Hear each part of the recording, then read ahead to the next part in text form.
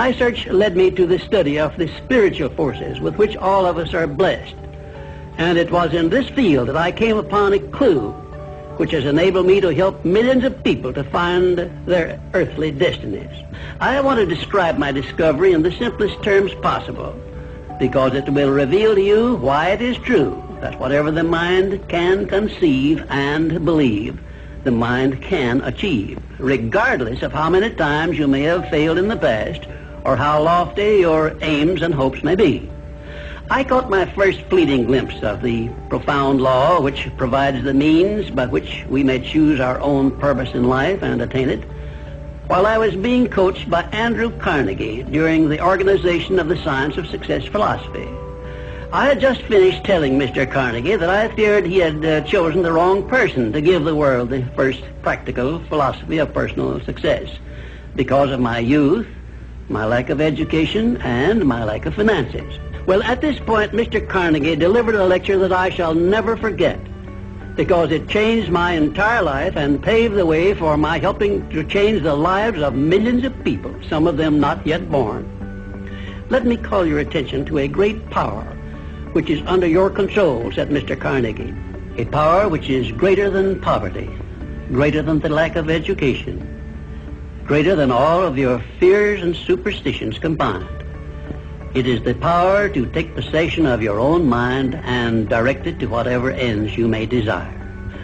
This profound power, Mr. Carnegie continued, is the gift of the Creator, and it must have been considered the greatest of all of his gifts to man, because it is the only thing over which man has the complete and unchallengeable right of control and direction. When you speak of your poverty and lack of education, Mr. Carnegie explained, you are simply directing your mind power to attract these undesirable circumstances, because it is true that whatever your mind feeds upon, your mind attracts to you. Now you see why it is important that you recognize that all success begins with definiteness of purpose, with a clear picture in your mind of precisely what you want from life. Then Mr. Carnegie continued his speech with a description of a great universal truth which made such an impact upon my mind that I began then and there to give myself a new outlook on life and set up for myself a goal so far above my previous achievements that it shocked my friends and relatives when they heard about it.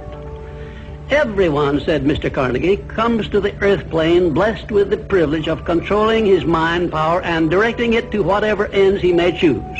But, he continued, everyone brings over with him at birth the equivalent of 2 sealed envelopes, one of which is clearly labeled the riches you may enjoy if you take possession of your own mind and direct it to ends of your own choice, and the other is labeled the penalties you must pay if you neglect to take possession of your mind and direct it. And now let me reveal to you, said Mr. Carnegie, the contents of those 2 sealed envelopes. In the one labeled riches is this list of blessings. 1, sound health. 2, peace of mind. 3, a labor of love of your own choice. 4, freedom from fear and worry. 5, a positive mental attitude. 6, material riches of your own choice and quantity. In the sealed envelope labeled penalties, Mr. Carnegie continued, is this list of the prices one must pay for neglecting to take possession of his own mind. 1, ill health. 2, fear and worry. 3, indecision and doubt.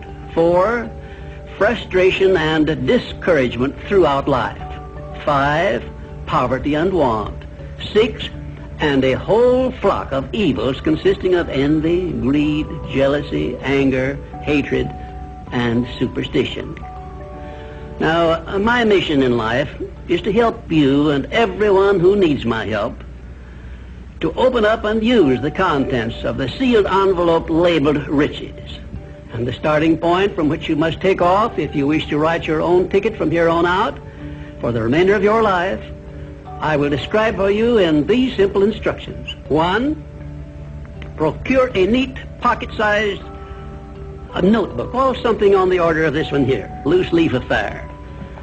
And on page 1, write down a clear description of your major desire in life, the one circumstance or position or thing which you will be willing to accept as your idea of success.